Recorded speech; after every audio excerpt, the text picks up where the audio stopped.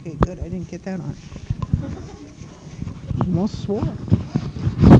So, when we look on page 894 and we look at figure 23.33, we see how the cell is absorbing those particular substances being broken down from proteins. Again, what were those substances?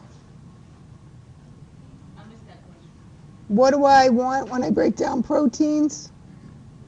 What am I looking for when I break down proteins? We just said it. Everybody's amino acids. Yeah. I'm just asking the same question over again, see if you're awake. Evidently, I found my answer.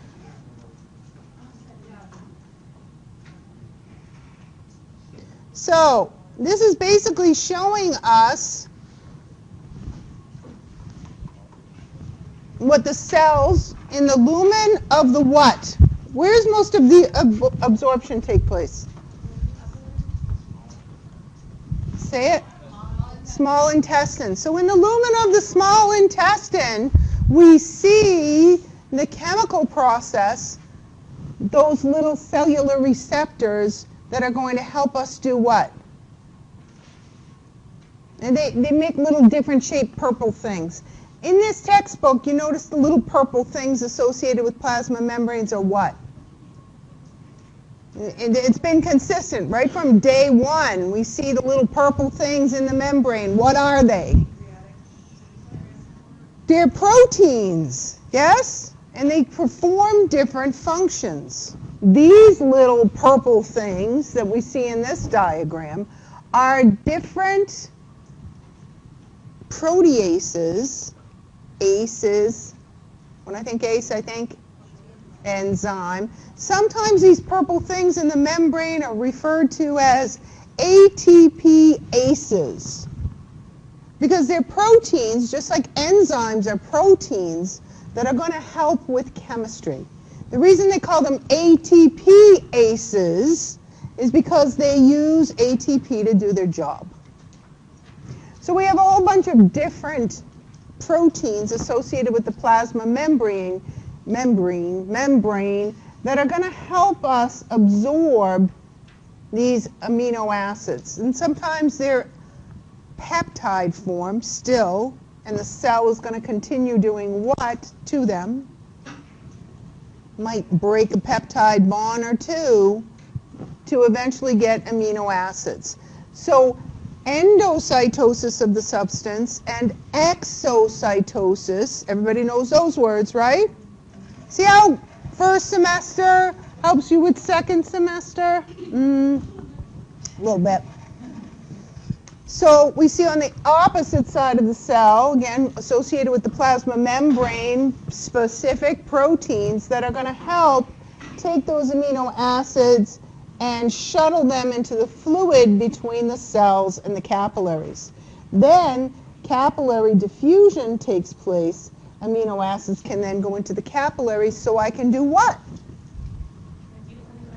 Deliver them, transport them to where they need to go.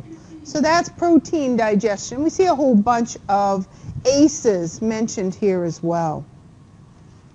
The next thing they talk about is the digestion of lipids. Now, lipids are a little bit different. Because lipids are hydrophobic,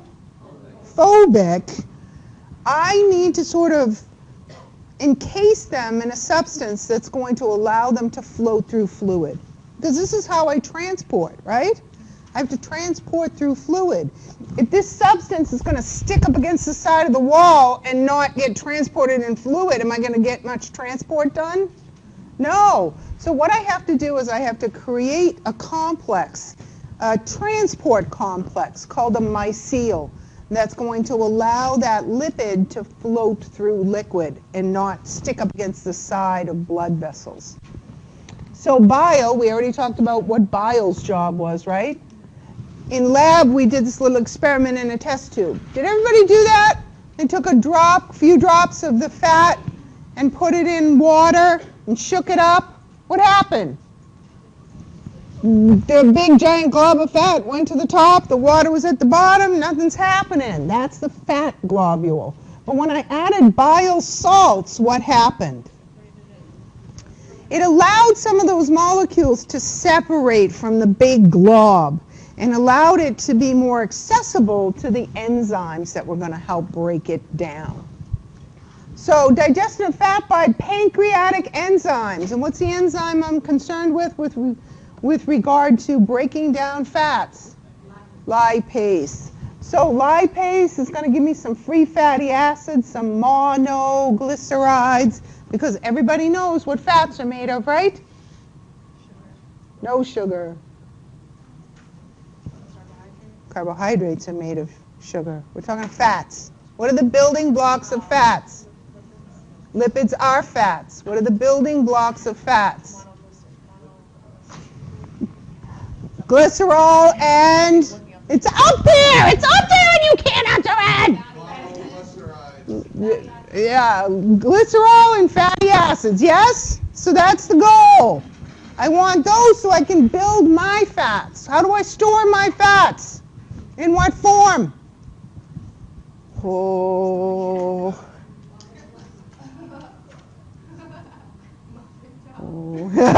Yeah, I got a muffin top. I have several muffin tops. My children, they're named for both of my children. I got the Katie roll and I got the Checky roll. All right, back to how I store them. You still haven't gotten an answer yet. In what form do I store my glycerol and fatty acids?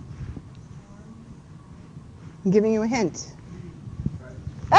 Triglycerides. So I have to rebuild them and store them and use them the way I need them. I'm going to take some of those components and make other things that are in the lipid family. Who else is in the lipid family besides triglycerides?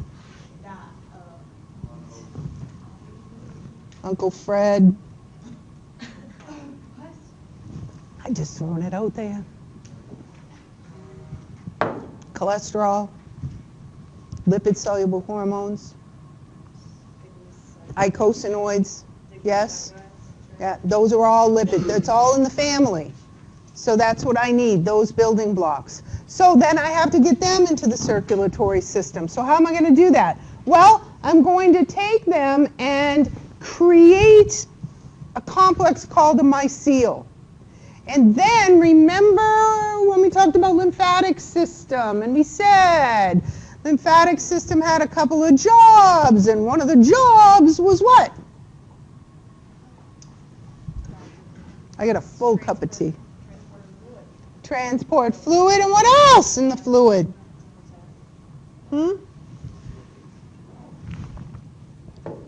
Say it loud.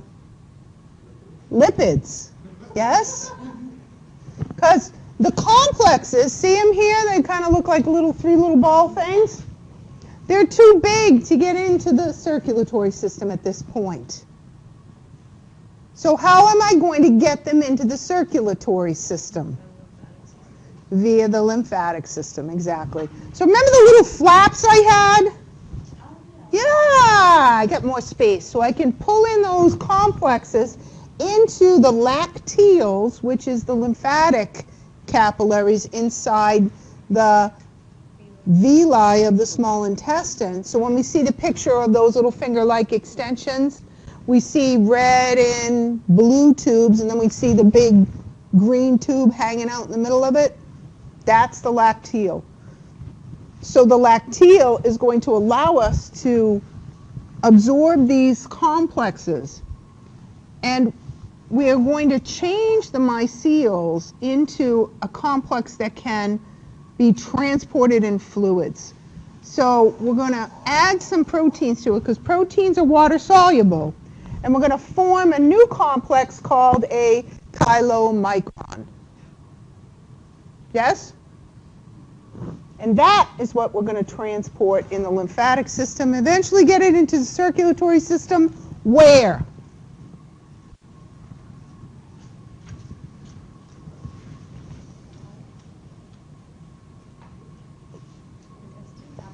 Close.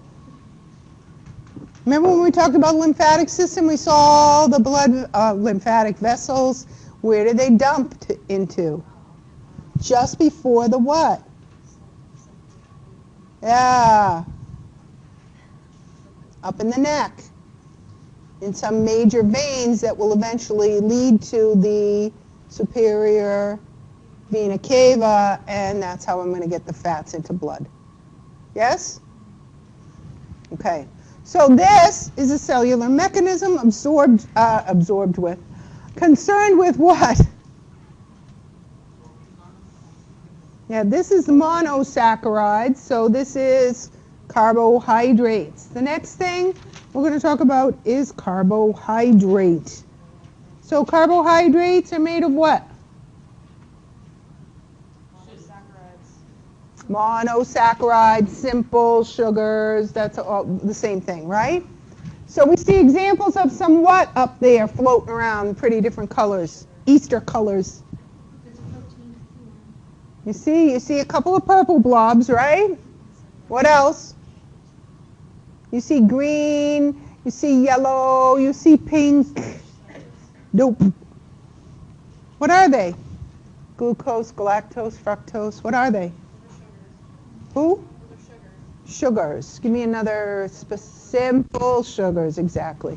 So these are the receptors, cellular receptors that are associated with endocytosis and exocytosis of these carbohydrates. Where do I find these cells?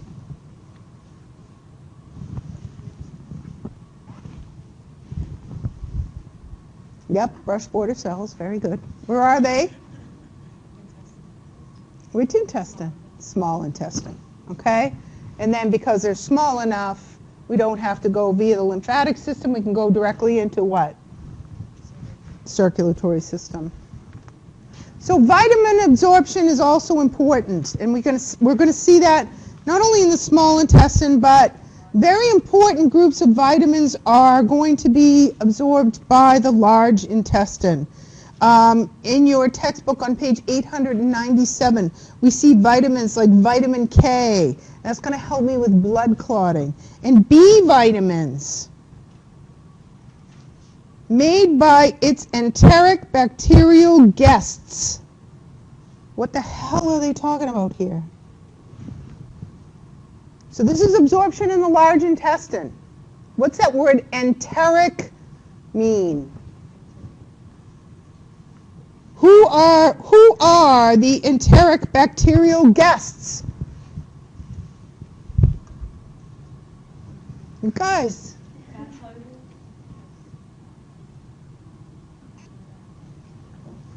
You have what in your large intestine?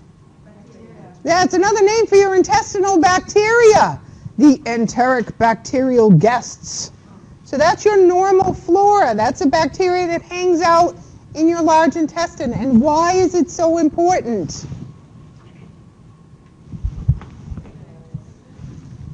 Without it, you're not going to be able to extract and absorb some of these important vitamins. These are extremely important for different reactions of metabolism in our bodies. So, for example, vitamin K. When I think vitamin K, I should think what? Blood clotting, not potassium. Vitamin K. Potassium is an element that K, exactly. So don't confuse them, they're different. So vitamin K is going to help with blood clotting mechanisms, one of the many things that it does. B vitamins are going to help you make hemoglobin. Okay, D, vitamin D, what's that for? Calcium absorption. Vitamin A.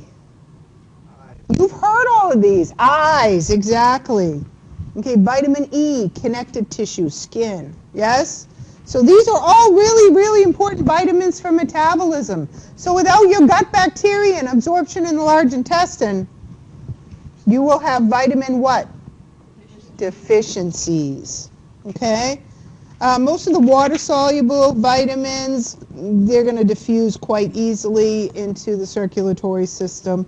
Exception is B12. B12 is really important for healthy red blood cells. Okay?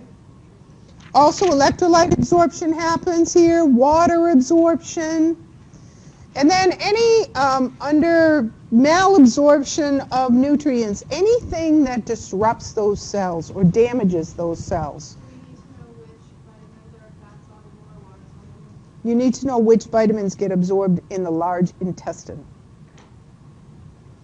I'd be happy with that.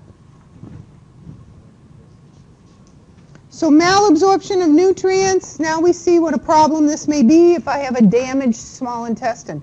What could damage my small intestine lining? Oh, backup, yeah, that would be bad, right? But how about diseases that cause the cells to degrade or be damaged, like celiac disease? Or some people, celiac disease, anybody know what that is? Problems or issues with gluten. And for so many years, so many people, we're seeing more and more and more of this in our society.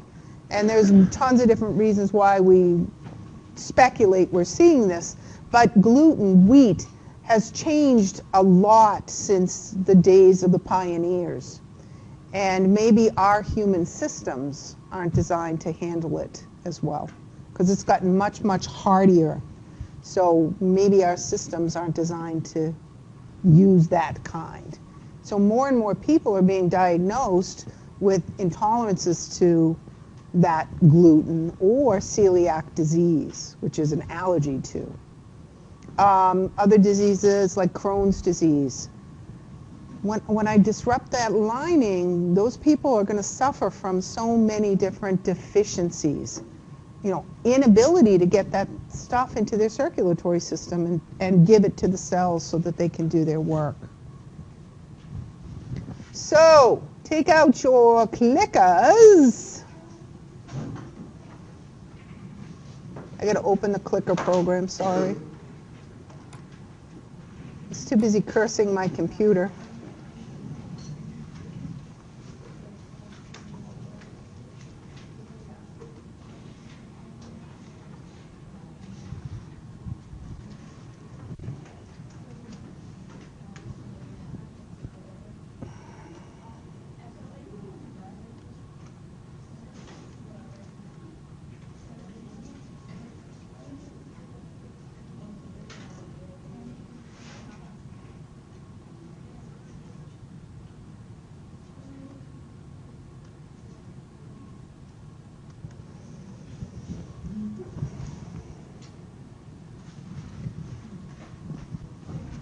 The esophagus is part of the what? Well, the pancreas is considered an what when it comes to the digestive system?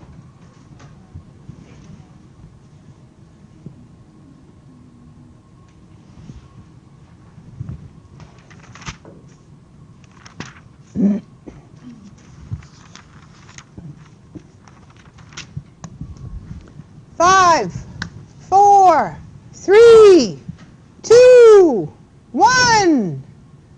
What's the answer? Only 17 clickers in the classroom today? Huh? Is there a bunch missing? Who's missing their your clickers?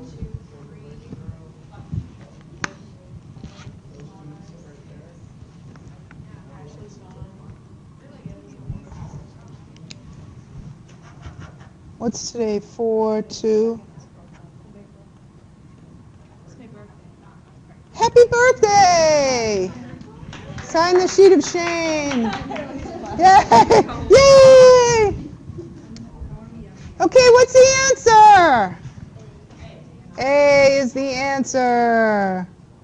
Oh, good. 13A, 2C, and 2D. Accessory organ isn't part of the tube. Is the esophagus part of the tube? Yoo-hoo, I asked a question. Yes!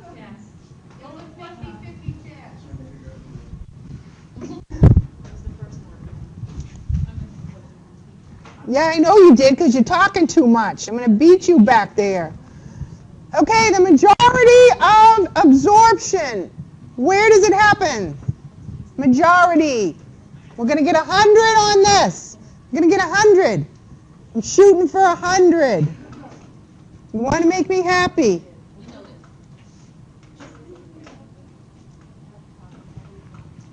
Make me happy. 5, 4, 3, 2. I only have 16. Click again. There we go, 17. What's the answer? B. The answer is B. Drum roll. Ah! 2 of you put C. Beat you like stepchildren.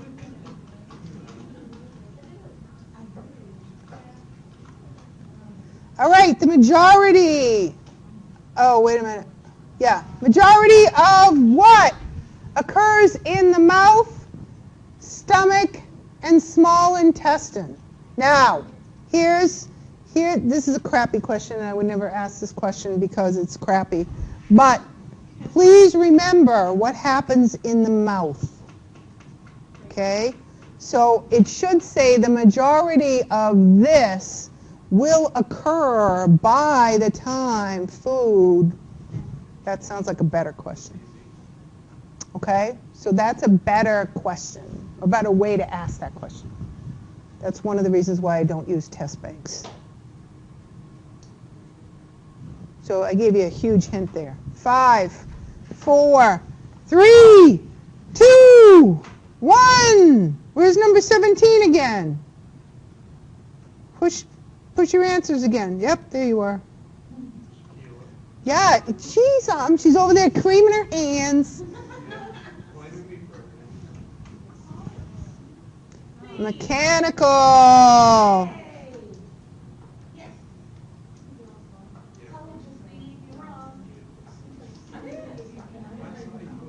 Because remember, we have most of the chemical digestion happening in the small intestine, okay? But as far as mechanical goes, it's pretty much done by the time we get past the small intestine, yes? And then we get some more chemical stuff going on in the large intestine too. So it's not done. That's just a crappy question. Again, I wouldn't ask you that question. But stimuli that regulate gastrointestinal tract activity are generated by what?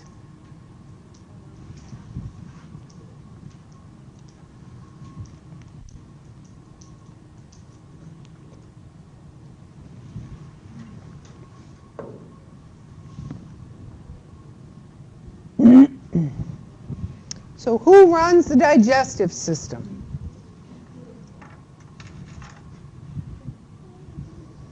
Five, 4, 3, 2. There's 17. Good job. What's the answer? B. D. All of those guys run the digestive system all together.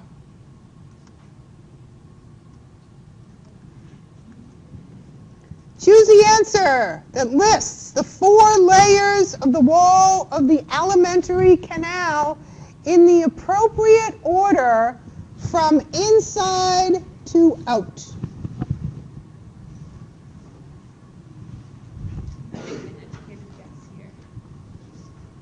So you know which one's on the inside, hopefully, and then go from there.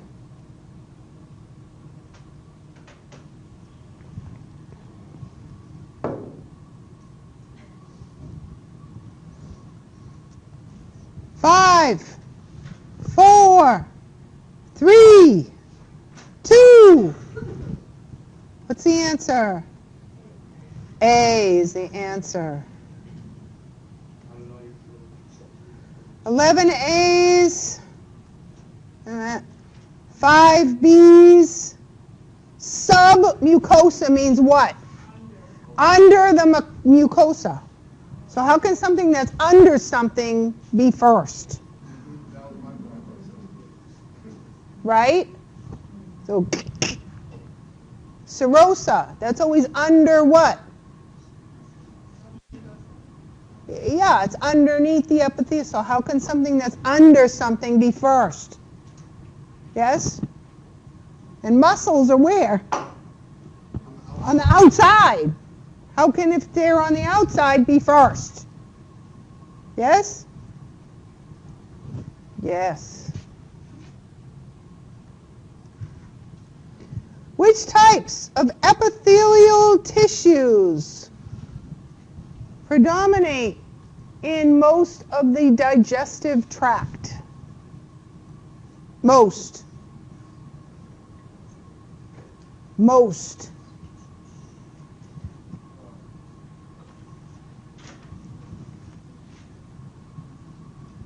So think of the lining of all the tubes as we talked about them.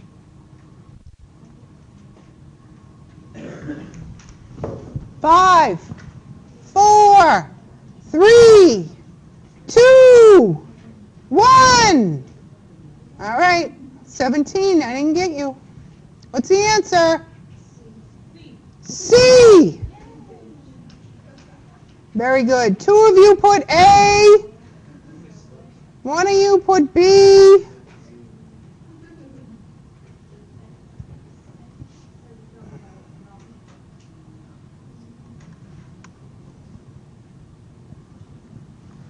In general, parasympathetic inputs to the gut are what? While sympathetic inputs are what?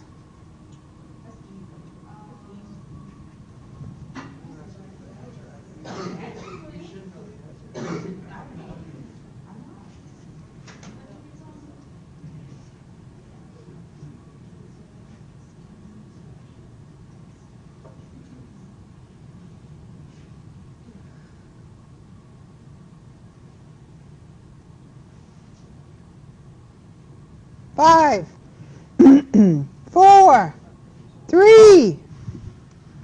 What's the answer? A.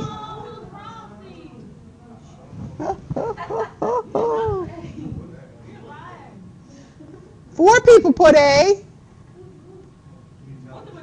I can tell eventually, yeah. That question's wrong. They got the wrong one. Yeah, definitely. Oh, definitely wrong. What? Can we go back to that? Let's explain it. Para is slow, right? So it inhibited, right? Okay, but go look. Where is it? Where's my nervous? Presence of hypertonic.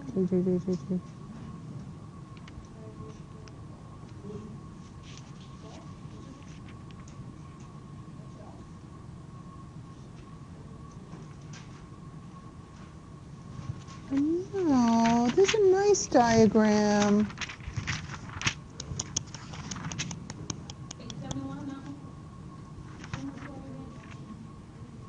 Which one? A what?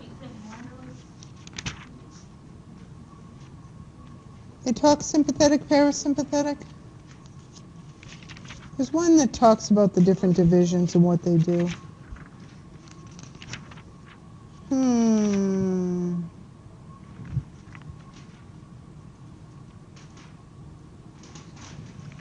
Come on, I know you're in here somewhere.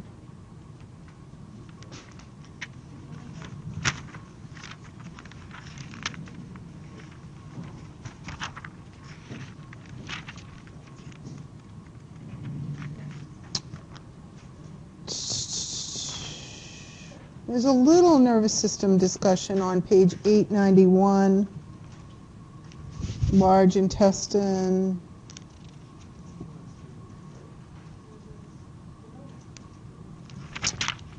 Oh, come on. I'll find that.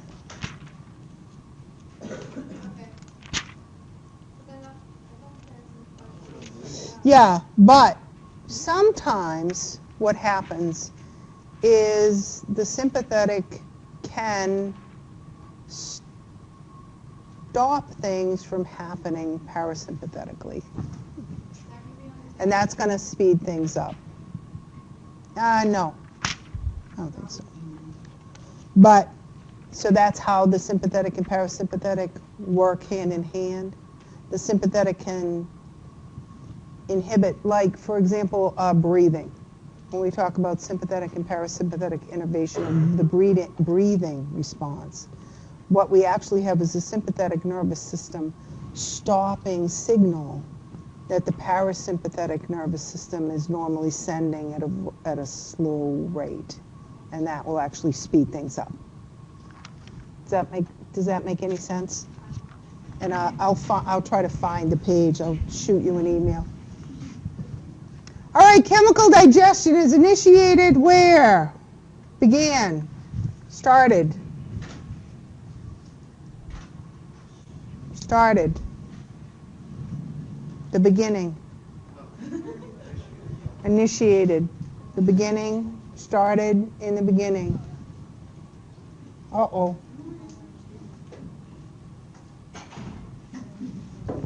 You're looking good. You're walking good. She almost doesn't need that crutch. You can do it again. Okay, good. Yep. Okay. The last one you push before I hit stop, that's what it will record. So you can just keep hitting buttons, but the last one you pick, before I hit, well, you can switch your answer, yes. Yes, yes, yes. Okay, so 5, 4, 3, 2, 1, what's the answer? A. Now this is going to be 100. Ah! 2 of you put in the stomach. No! Beginning. What enzyme do we find in saliva?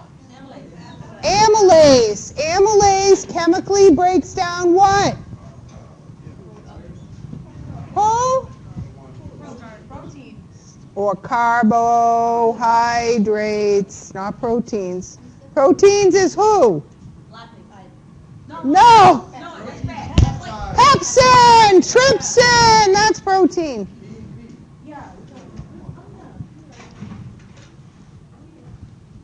All right. Why does your mouth suddenly go dry when you are about to deliver a presentation to a large crowd?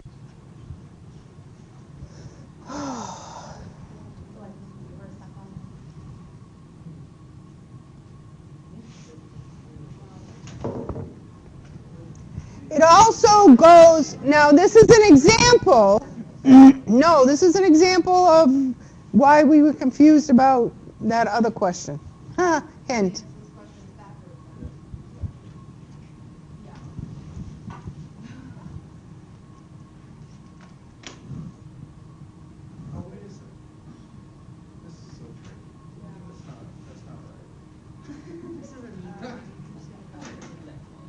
Remember the other question? Huh? That we were just confused about, that I was trying to find the answer to in the book. I'm giving you a hint. 5. Oh, you're done. Do you have your clicker? Click. Did you click? Yes. I'm still missing one. One more. I should have 18 now. Everybody click your answer again. Still only 17. Did somebody go to the bathroom or something? No? She did? Somebody did? Okay. What's the answer? D! So again, this is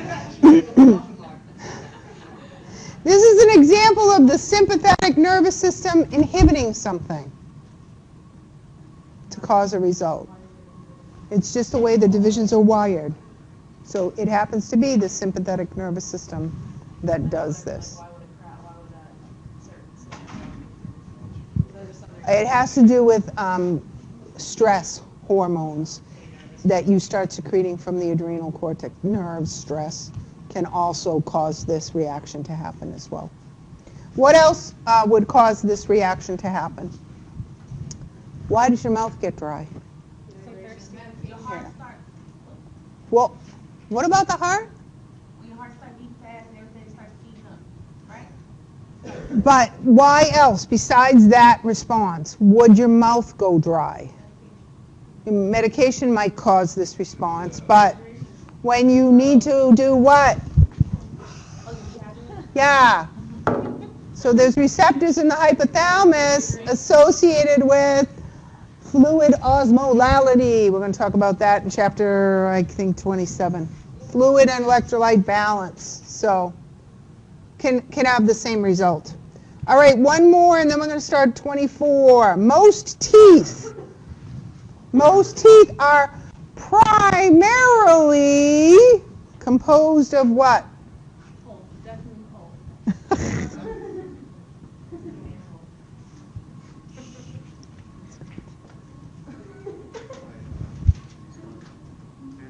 Primarily, most of your tooth, most of it. And we've already established it's not pulp.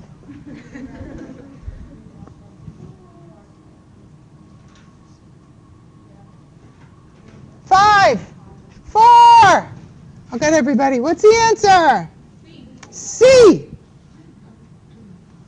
Wah! Complete split between A and C. No, there is enamel there, but it's not the most. Yes, it's just on the outside. Most primarily is dentin. Okay? So how are we with chapter 23? All excited? Lots to know. Guess what?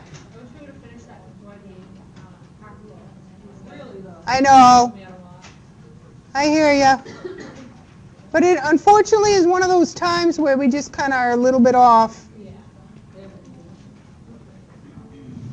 Okay, so now if you thought 23 was a pain in the keister, 24 is a big pain in the keister. And 24 is a big pain in the keister because 24 talks about one of my favorite fonds, near and dear to my heart, chemical reactions of metabolism, called cellular respiration. It's near and dear to my heart because many, many years ago when I took a biochemistry class as an undergraduate in college, and did I already tell you don't ever take a class from an instructor that wrote the textbook that you're using? Yeah, don't do that. Because they're psycho. Because they wrote the book so they think every single line and every single word is important, that you know everything. One question, and I repeat, one question on my biochemistry final that year was to draw out all the reactions of cellular respiration. He passed out, and I'm not kidding, a piece of poster board.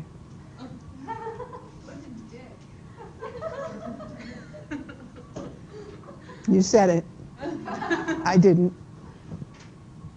So the reaction of cellular respiration is very complex. Am I going to make you memorize all the reactions of cellular respiration? No. No. No, no, no, no. But I want you to know the gist of it. So there are certain groups of reactions that are named in cellular respiration. Do I want you to know those? Yes. And then the result. What are we getting out of it? So the beginning of the book talks a little bit about nutrition. Why is nutrition, and I got a bunch of them in here, so you better answer the question. Don't leave me hanging. Why is nutrition so important?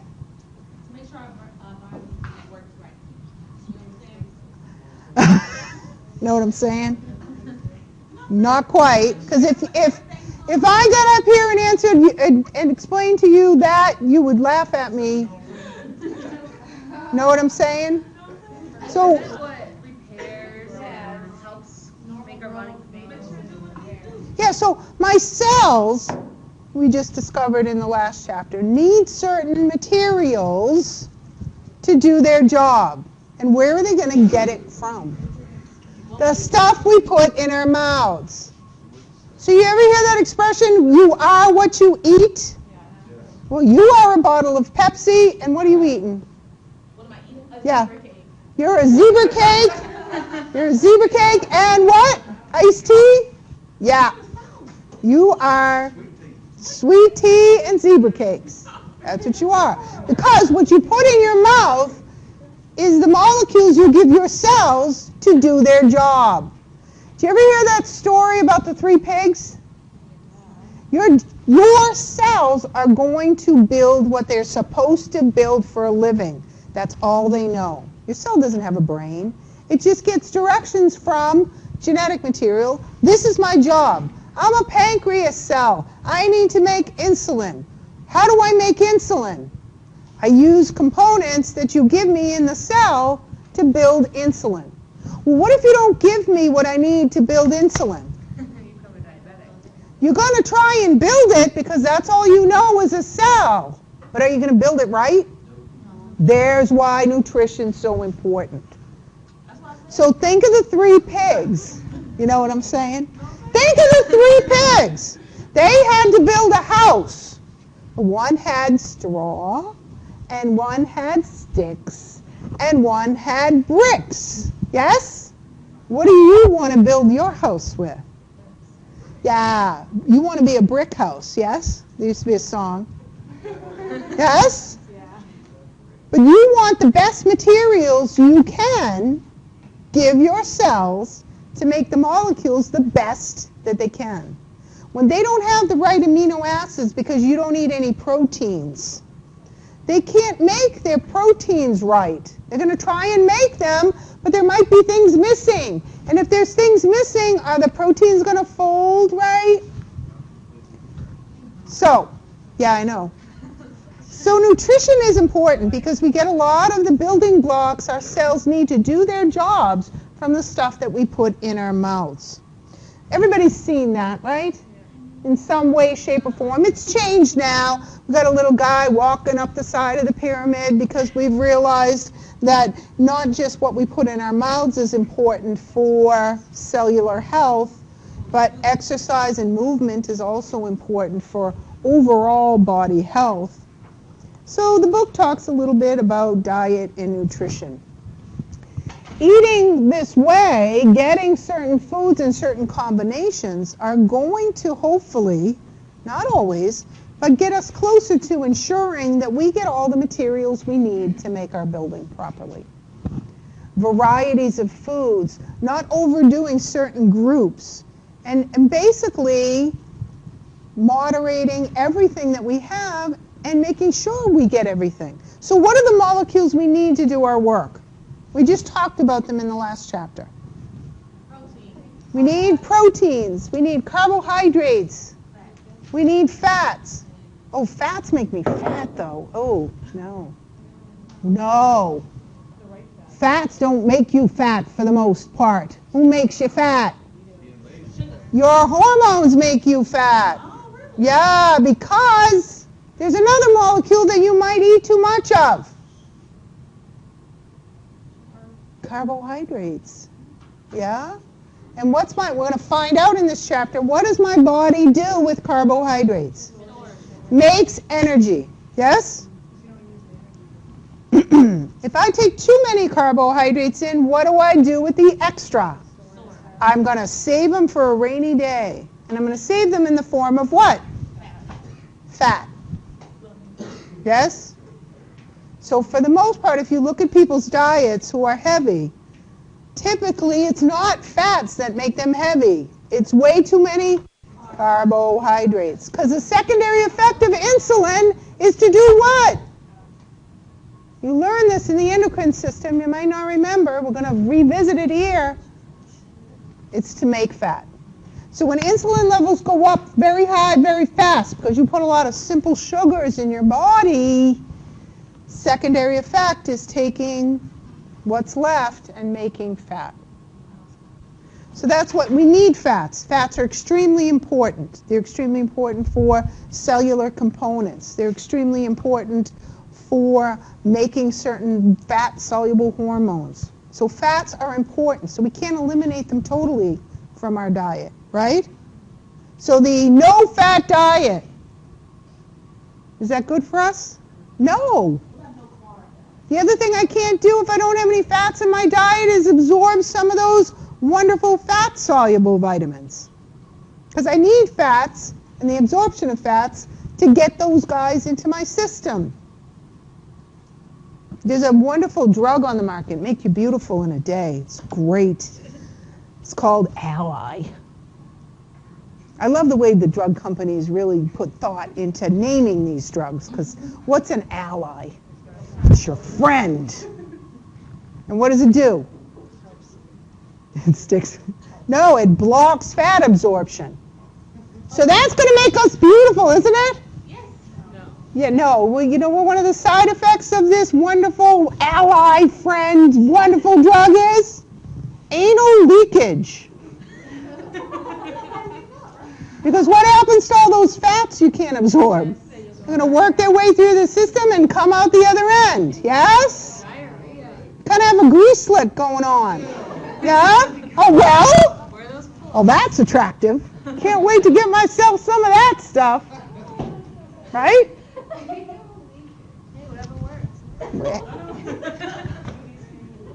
So we also see, and these are websites you can actually visit if you want to start thinking about eating healthier. But this is one called MyPlate. So we actually take that pyramid thing and we put it into a visual on a plate. So when I eat food, I serve a meal, what should most of the food on my plate be? Half the plate should be here. Yes? Do you eat like that? Proteins here, grains here, fruits and vegetables. Some of us don't even see a fruit and vegetable in a whole entire day. And we're supposed to have 3/4 of it be our food. So start eating more fruits and vegetables. Add them to your day. They are your friend. So MyPlate's, again, a different way to present getting variety of foods into our diets to help keep us healthy. There are some nutrients that we, with the building blocks, can make for ourselves. But there are some that we can't. We need them because they're important parts of our diet, but we can't make them. So where am I going to get them from? You got to eat them. And we call these guys essential nutrients. And there's a couple of big main components.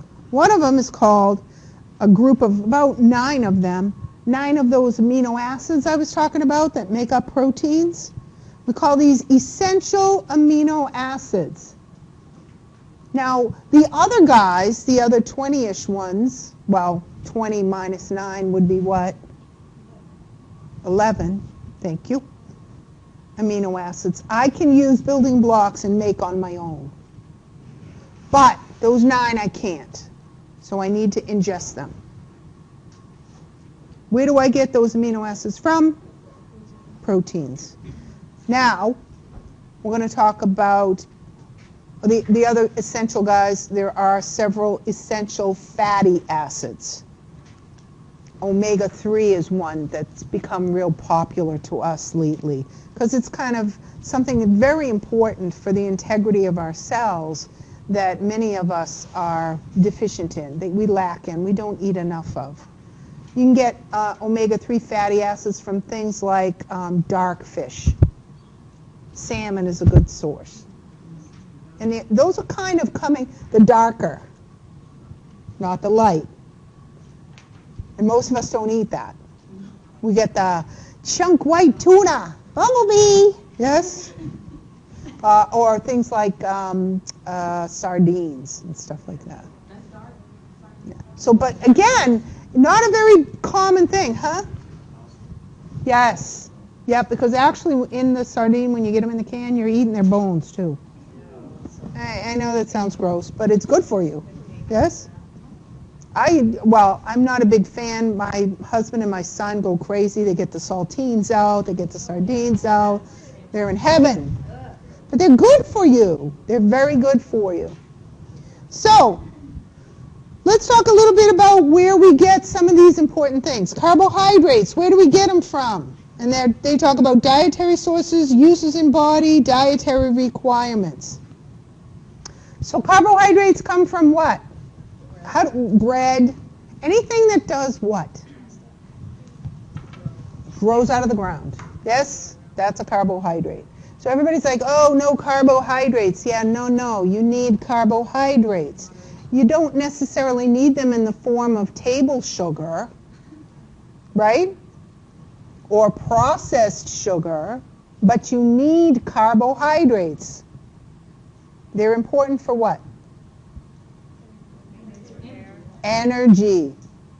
Now your brain, your neurons, your red blood cells, they're extremely picky about where they're going to get their molecules to make energy.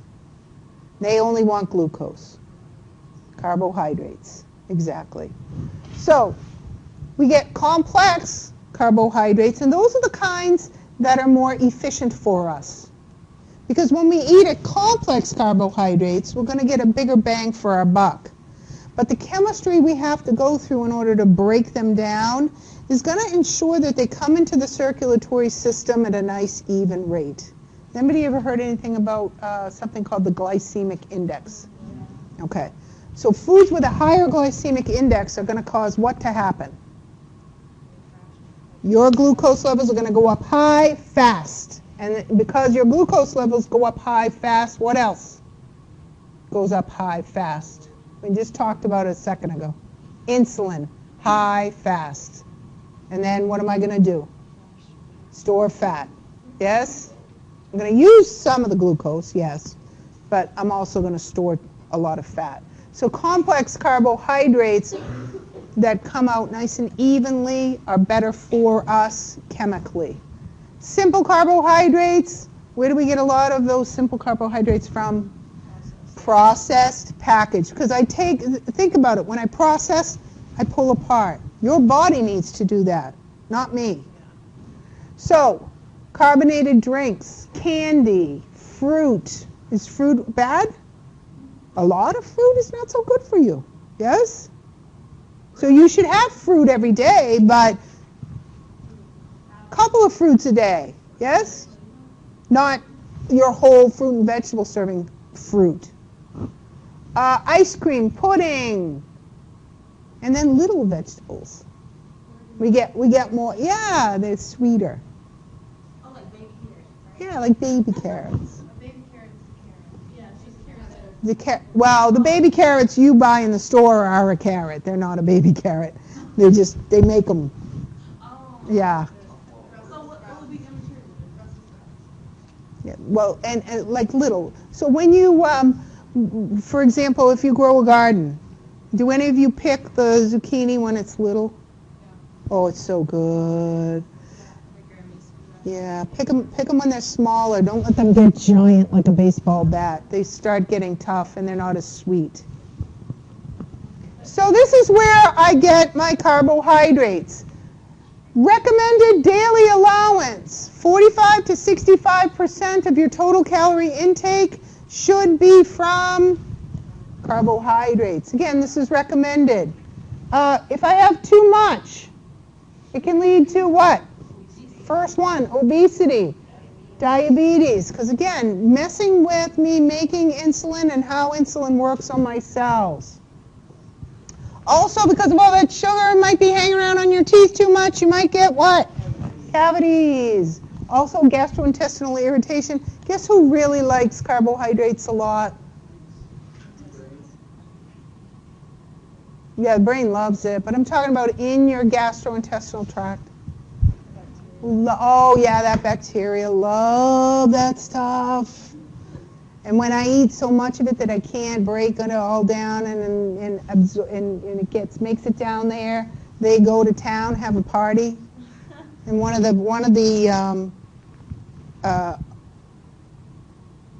the results of their metabolism is gas. Yeah, flatulence. That's attractive too, isn't it? Yeah. So that's where the gastrointestinal irritation comes from. That's one of the reasons why when somebody is sick, vomiting, diarrhea, to replenish their electrolytes. Be careful with the Gatorade, because unfortunately the too much sugar in the Gatorade can actually work against you.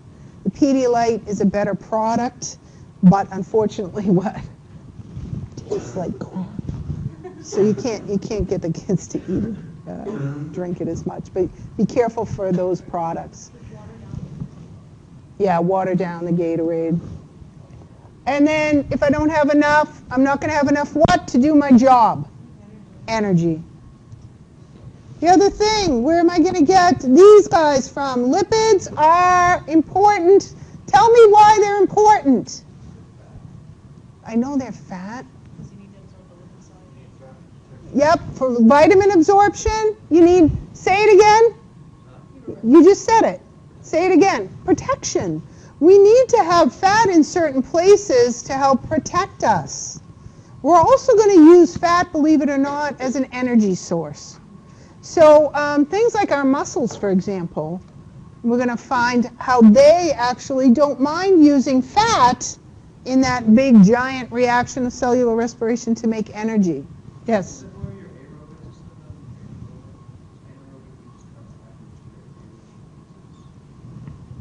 Anaerobic can break down in glycolysis carbohydrates to a degree. And then what happens is we get a small amount of energy. So when we start talking about the reaction that you're all nervous about, cellular respiration, the first part of it is called glycolysis. And that happens anaerobically without oxygen. Glucose will then continue to be altered aerobically in the mitochondria, in the Krebs cycle and the electron transport chain to create lots more ATP. So we break down glucose aerobically and anaerobically as well as other molecules. Correct. Correct. And we'll see that in this chapter. All right, so lipids are important. Nobody mentioned the most important one. Every single plasma membrane of every single cell in your body is made up of what? Plasma membrane.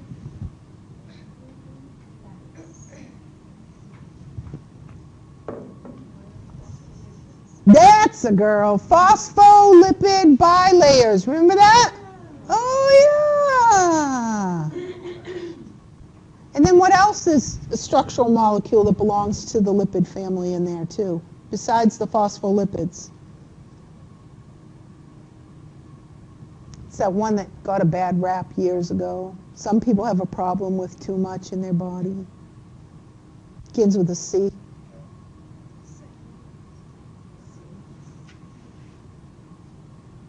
Cholesterol. That's a lipid.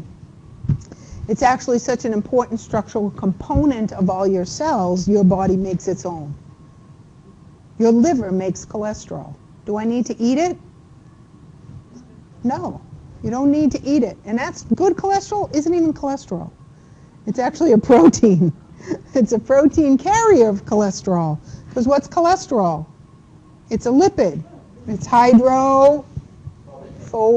So in order to get it where it needs to go, we need these cholesterol carriers. We call them lipoproteins, HDL, LDL, VLDL. You've probably heard of those guys. The good cholesterol, the bad cholesterol. Those aren't actually cholesterol. They're cholesterol carriers. Okay, so where are we going to get it from?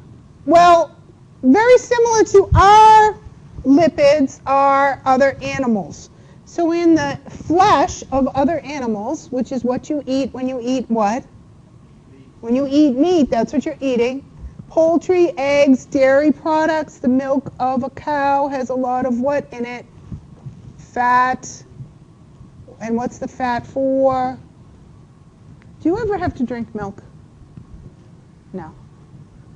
The Dairy Council has brainwashed us for many years and make us think that if we don't drink our milk, our bones will fall apart and we will die.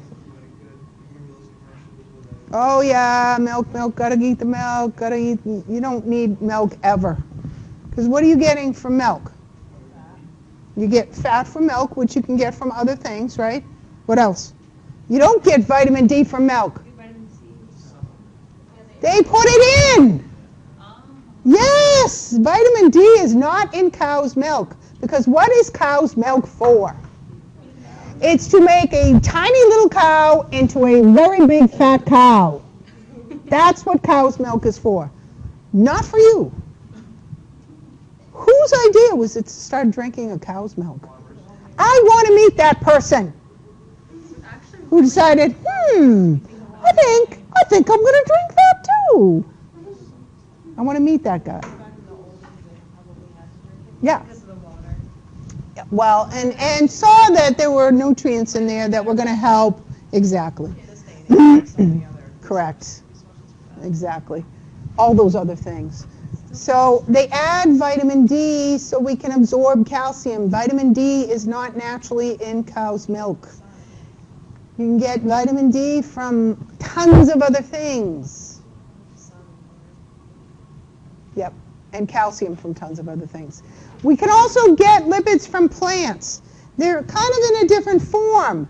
Many of them are what we call unsaturated because it has to do with the way the fatty acids line up. So this is a very simplistic representation of a lipid molecule. And this is how we store our lipid molecules. So we have carbons that have bonds that create chains in fatty acids. When we have a single bond between all of our carbons, and what does a single bond between carbons mean? I'm really dusting off your chemistry brain here. One line between one carbon and the next means something. You know that. You know what it means. You know. Yeah, it's a covalent bond. And a covalent bond is what? Sharing. Sharing electron pairs, yes?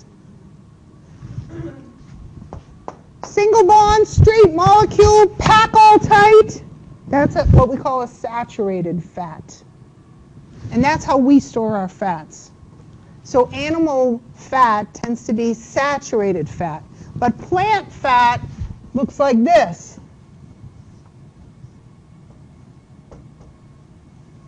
What happened to the chain? It got bent. Why did it get bent?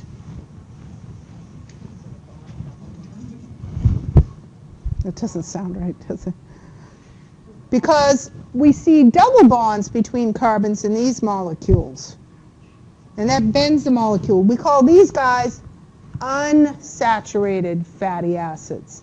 If I have to go in the digestive process and break somebody down, which would be easier to break down, this or this?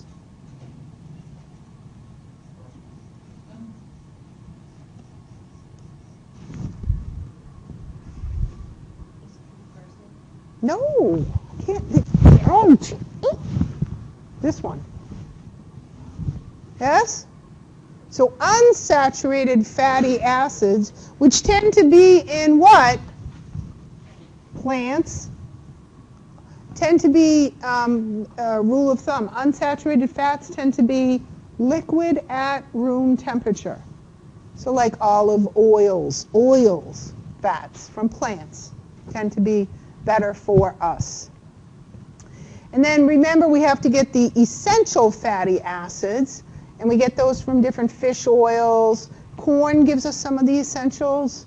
Cottonseed, soy, wheat, germ, vegetable, shortenings, it contains some of those different essential fatty acids. And then we have cholesterol and something called trans fatty acids. Now these guys are a problem. Why are they a problem? Yeah, it's troubling molecule for me to carry, for those cholesterol carriers to carry, for those lipid carriers to carry, for them to be carried places. And they tend to cause blockages in blood vessels. What is a trans fatty acid? Well, it used to be a nice, beautiful bent molecule, unsaturated. And when I chemically alter it and I add a whole bunch of hydrogens to it, I make it into this. Do you ever hear the term hydrogenated? So I chemically alter a beautiful unsaturated fat and I turn it into a saturated fat by adding hydrogens to it. Now, you've probably done this yourself. Did you know you were a chemist? Anybody ever make whipped cream? You did it. I did it. Mayonnaise? You did it. Enjoying those Oreos, anyone? You know, the stuff that makes the creamy stuff creamy? Hydrogenation. So a lot of processed packaged things have trans fats or hydrogenated. It has to do with a cis versus a trans bond between carbons in the carbon chain. I'm not going to make you memorize that, but that's where it gets its name from. So trans fats or hydrogenated fats are not good for us. And actually the government has finally caused us to do what on our food labels? Actually label that it's in there to let people know, maybe you don't want to eat this. It's not so good for you. Yes? Even though Oreos are awesome. I can't help it. Proteins! Now, more complete proteins, and this doesn't mean better proteins. They're just more complete because they're more like you. And you're an animal, right? Come from what? Animals. So when we look at eggs, milk, meat, fish, poultry, pork, all of that stuff, we call it complete proteins because when I eat it, I don't have to think about the complement of those 20 amino acids that make up my proteins. Because those proteins in that are so similar, they're all there.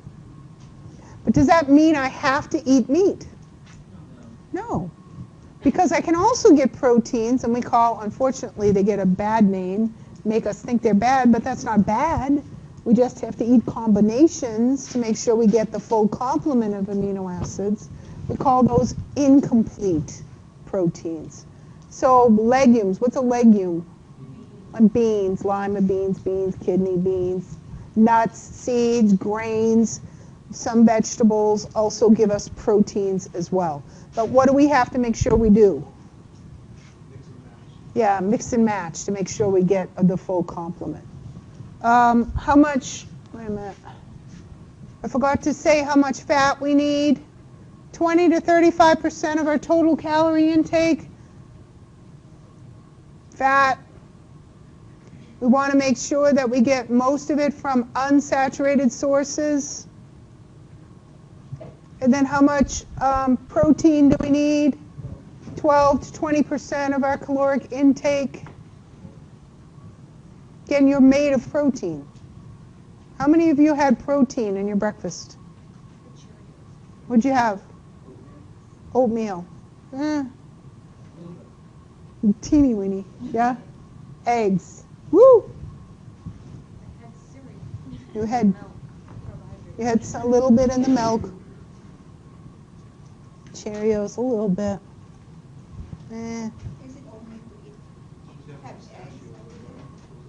Well, eggs are getting, you know, they're up high on the it's okay for me to eat eggs list. They always, yay, bad, depends on the year. So you don't have to necessarily eat the whole egg if you're concerned with cholesterol issues. You can eat egg whites.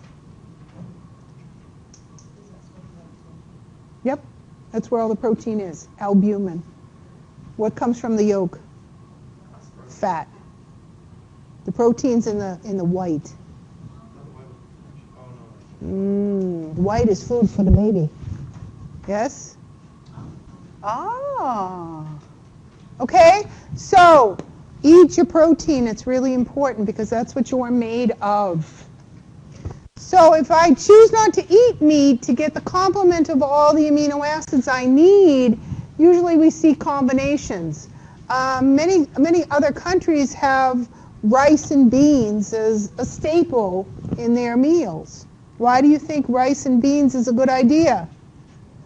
Because the complement of the two together are going to give us those essential amino acids and all of the building blocks to make the amino acids for proteins that we need. Proteins are extremely important. Building blocks. Enzymes. Why are enzymes so important for body function? Without enzymes, you would never be able to have reactions of metabolism, and not just cellular respiration. There's tons and tons of them. None of those reactions of metabolism would happen fast enough to maintain you without enzymes. We talked about another group of really, really important proteins when we discussed the immune system. Who were they?